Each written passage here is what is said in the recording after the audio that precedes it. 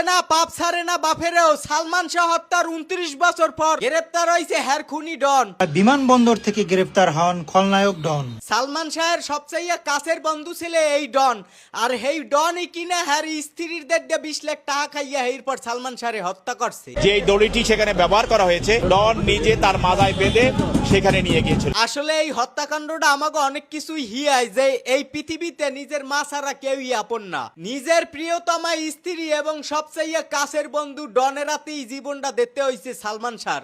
আর এইদিকে ছেলে হত্যার বিচারের জন্য 29 বছর লড়াই করে গেছে হ্যার মা। পুরো এফডিসির প্রত্যেকে কেউ একটা মানুষ আসে না। এই পৃথিবীতে কেউ না চাইলেও সালমান শাহর মা চাইছে যে তার হত্যার বিচারটা হোক।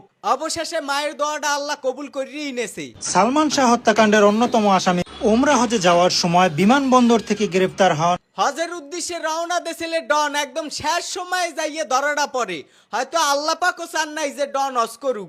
উপরে আল্লাহ নিচে জমিন, কথা সত্য। হেইয়ের ফিরনেই বিমানে ওঠার আগাক মুহূর্তে অ্যারেস্ট হইছে। আমি 29 বছর পালাইনি, এখনো পালাবো না। আমি তো এখানে থাকবো।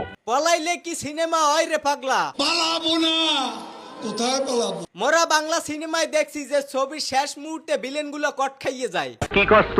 বাস্তবেও এই রকমের ঘটনাটা ঘটছে। সালমান শাহের মৃত্যুর 29 বছর পরে কট খাইয়ে গেছে ডন। দেখেন সালমান শাহর মুভি দেখতাম এই ছোট কালে সাদা কালো বিটিভিতে। সব সখীরে পার করিতে নেব না। তো এই ছোট কাল হইতেই শুনি যে সালমান শাহ নামের এক নায়ক ছেলে যারে হত্যা করছে ডন। অবশেষে মানুষের এই সন্দেহ সত্যিই হইয়ে গেছে।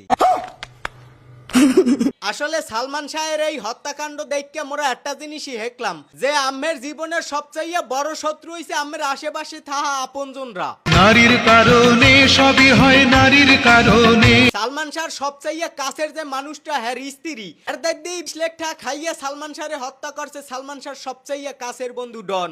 ধ্বংস হয়ে যায় আবার ওই নারীর কারণে। আর এই হত্যাকাণ্ডের বিচারের জন্য হ্যার নিজের আপন মা লড়াই করছে 29টা বছর।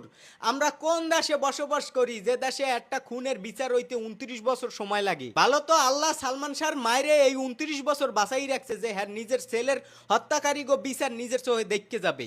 নয়তো যদি বেডি মরিয়ে যাইতে এই খুনের বিচার হইতেই না। এই হইছে মগদেশের বিচার ব্যবস্থা। যাই হোক, সালমান শাহর হত্যাকাণ্ডের সুষ্ঠু তদন্ত কইরা যত দ্রুত সম্ভব বিচার কার্যকর হোক, এইটাই মগ চাওয়া।